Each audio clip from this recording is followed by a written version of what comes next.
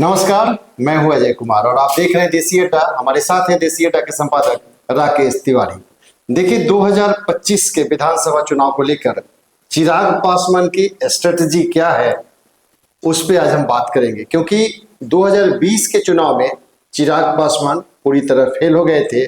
इसको लेकर 2025 में वो पूरी तरह सतर्क हैं और उनका 25 को लेकर क्या एजेंडा है, क्या प्लान है और किस तरह से चुनाव लड़ेंगे, उसी पर आज हम बात करेंगे अपने संपादक राकेश तिवारी से। तो आइए जानते हैं और समझने का प्रयास करते हैं।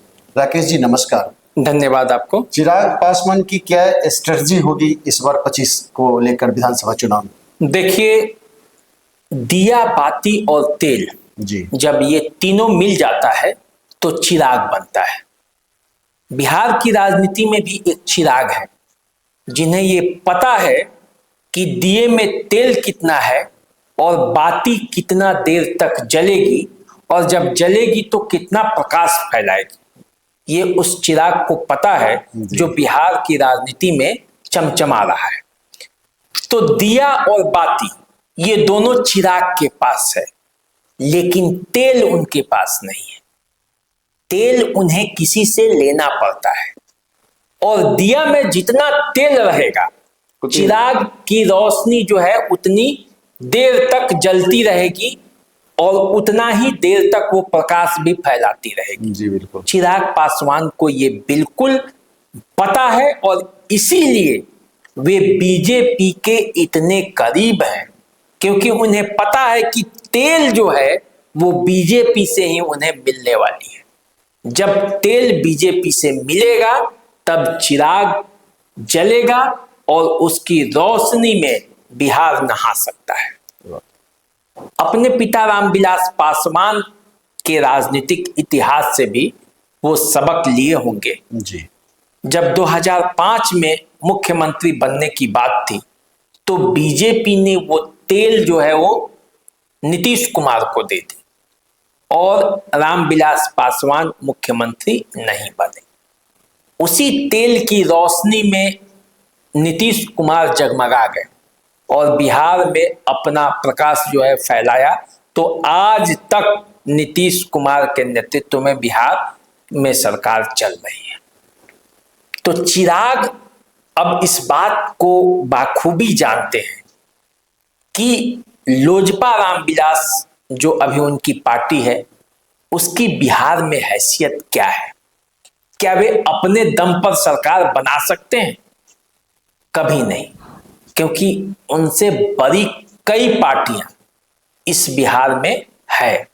ये अलग बात है कि नीतीश कुमार के बाद चिराग पासवान में एक संभावनाएं दिखती हैं। तेजस्वी यादव दूसरे खेमे में खड़े हैं, वो भी एक प्रबल दावेदार हैं मुख्यमंत्री के। कई बार प्रयास किए हैं, 20 में वो बनते बनते रह गए, मुख्यमंत्री नहीं बन पाए। तमाम संभावनाएं थी। अब 25 में फिर एक बार मौका तेजस्वी यादव के पास भी है और चिराग पासवान के पास भी। तो लोकसभा चुनाव के बाद चिराग पासवान अपने काम में जुट गए। 100% स्ट्राइक रेट के साथ लोकसभा चुनाव में सफलता पाई है। इसी तरह की सफलता 19 के चुनाव में भी मिला था, जब 6 की 6 सीटें लोजपा जीतती थी। लेकिन जब बात आई विधानसभा के चुनाव में तो नीतीश कुमार और चिराग में जमा नहीं। बीजेपी जदयू ने सीटों का जो तालमेल किया उसमें चिराग एडजस्ट नहीं हो पाए और वो राजनीति से अलग हो गए और तब उन्होंने नीतीश कुमार के खिलाफ अपनी पार्टी के कार्यकर्ताओं को, अपने आयातित भी कई जगह से नेताओं को उन्होंने उतार दिया और इसका नतीजा ये हुआ कि नीतीश कुमार को बहुत नुकसान हुआ। लेकिन चिराग अब वो स्थिति नहीं चाहते हैं। चिराग ये चाहते हैं कि किसी भी तरह वो एनडीए में ही बने रहें, सीटों का तालमेल उनके हिसाब से हो। अब देखिए, 5 सीट पर तो वो चुनाव लोकसभा का जीते हैं, तो 6 × 30 विधानसभा क्षेत्रों पर तो उनका दावेदारी ऐसे ही बनता है। इसके अलावे कितना बढ़ सके, तो एक 50 सीटों का उन्होंने टारगेट किया है कि कम से कम बिहार में 50 सीटें वो यदि विधानसभा की जीत जाते हैं तो एक संभावनाएं ये बनती है कि यदि नीतीश कुमार से ज्यादा उनकी सीटें हो जाएंगी, नीतीश कुमार से ज्यादा उनकी सीटें हो जाएंगी और उम्र के जिस पड़ाव पर नीतीश कुमार खड़े हैं और उनका आशीर्वाद यदि चिराग पासवान को मिल जाएगा तब वो आने वाले समय में बिहार के मुख्यमंत्री के रूप में बन सकते हैं। चिराग पासवान का ये सपना है, बिहार फर्स्ट बिहारी फर्स्ट का वो नारा भी देते हैं। नीतीश कुमार जिस तरह से शुरू से जातीय राजनीति के बजाय वो बिहार अति पिछड़ों की राजनीति में वो जुड़े, वो कुर्मी महाचेतना रैली में जुड़ना नहीं चाहते थे कि कहीं जाति का ठप्पा न लग जाए। चिराग पासवान कभी भी जाति की बात नहीं करते, अन्य नेता करते हैं, कोई पासवान का नेता हो जाता है, कोई राजपूत का नेता हो जाता है, कोई ब्राह्मण का नेता हो जाता है, कोई यादव का नेता, कोई मुस्लिम का नेता, लेकिन चिराग पासवान के मुंह से आप कभी भी ये नहीं सुने होंगे कि फलना जाति के मतलब काम करना है, उसको आगे बढ़ाना है। वो हमेशा बिहार फर्स्ट और बिहारी फर्स्ट की बात करते हैं। तो ऐसे में इस मामले में तो नीतीश कुमार से उनका तालमेल बनता है। तो अब देखिए चिराग पासवान नीतीश कुमार के प्रति नरम भी हुए हैं, जाके उनसे आशीर्वाद भी लेते हैं जी। ये एक साल पहले नहीं स्थिति थी, एक साल पहले चिराग पासवान और नीतीश कुमार में तल्खी थी।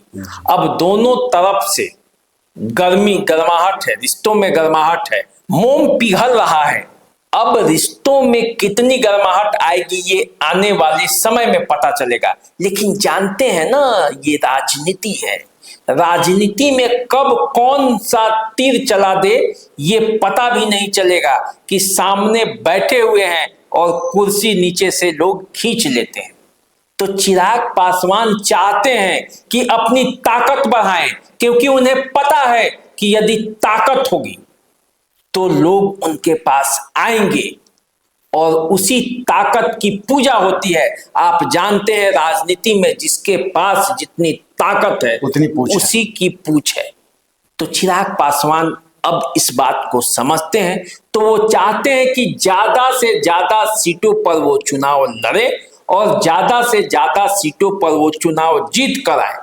और इसीलिए उन्होंने इंटरनल सर्वे शुरू कर दिया है कि किस सीट पर उनके पास मजबूत प्रत्याशी है और किस सीट पर वो चुनाव लड़ सकते हैं, किस सीट पर बीजेपी और जनता दल यू से मजबूत प्रत्याशी उनके पास है।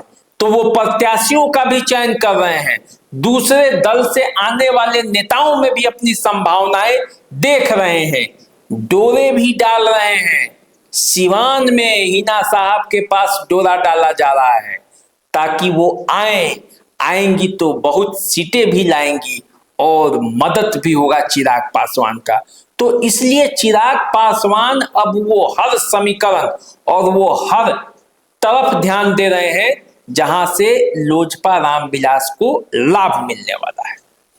तो चिराग पासवान का जो प्लान है बिहार के विधानसभा चुनाव पार्टी बनने का प्लान है, नंबर 2 पार्टी बनने का प्लान क्या, वो तो नंबर 1 पार्टी बनने का प्लान करते हैं। बिहार फर्स्ट बिहारी फर्स्ट, तो क्यों नहीं चिराग पासवान की पार्टी फर्स्ट? कौन चाहता है कि हम नंबर 2 पर रहे, नंबर 3 पर रहे? तो भाजपा क्या करेगी? लेकिन वो ये जानते हैं कि तेल उनके पास नहीं है, उनके पास दिया और बाती है, तेल उन्हें बीजेपी से ही लेना है। तो इसलिए वो कम से कम 25 के चुनाव में बीजेपी के साथ रहेंगे, बने रहना चाहेंगे। वो चाहेंगे कि किसी भी परिस्थिति में वो एनडीए का ही हिस्सा रहें, विधानसभा चुनाव में भी 20 वाली स्थिति नहीं हो। और मोदी के हनुमान जो बन गए हैं तो मोदी के दुलारे भी हैं। तो अब ऐसी परिस्थिति शायद ही बने जब चिराग पासवान इस गठबंधन से अलग होकर चुनाव लड़े। तो देखिए, चुनाव और जो राजनीति है वो संभावनाओं का खेल है, कोई भी संभावना कभी भी हो सकती है, इससे आप इनकार नहीं कर सकते। आप बिहार की राजनीति में तो खास करके नहीं कर सकते कि कौन सा समीकरण कब बैठेगा, कब कौन किसके पाले में जाकर बैठ जाएगा। आज जिसके बारे में आप खिलाफ बोल रहे हैं, कल वही उसी के साथ गलबहियां करते हुए दिख जाएगा। तो चलिए, ये पूरा समीकरण और पूरा प्लान है तेजस्वी यादव का। तो चलिए ये पूरा प्लान और पूरा समीकरण है चिराग पासवान का, और चिराग पासवान राजनीति में क्या करते हैं ये तो आने वाले समय में पता चलेगा। जब 25 का चुनाव जब नजदीक आएगा, पार्टियों के साथ सेटिंग गेटिंग होगा। फिलहाल वो डोरा डालने पर लगे हैं। नीतीश कुमार से भी वो अब अच्छे रिश्ते चाहते हैं। मोदी से तो वो मोदी के हनुमान ही है। उपेंद्र कुशवाहा, जीतन राम मांझी, सबके साथ उनका मधुर संबंध है। तो इसका मतलब ये है कि वो बिहार की राजनीति में कुछ बड़ा करना चाहते हैं। तो चिराग पासवान 2020 के चुनाव में जो स्थिति पैदा हुई थी, एनडीए के साथ थे लेकिन नीतीश कुमार से दूरी बनाए थे। इस बार 2025 के चुनाव में वो इस स्थिति में नहीं रहना चाहते हैं और सबको साथ लेकर अपनी पार्टी को नंबर 1 भी बनाना चाहते हैं और मुख्यमंत्री का भी सपना देख रहे हैं। तो आप देखिए 2025 में क्या होता है राजनीति में, इंतजार कीजिए और हमारा और राकेश तिवारी जी का नमस्कार स्वीकार कीजिए। नमस्कार।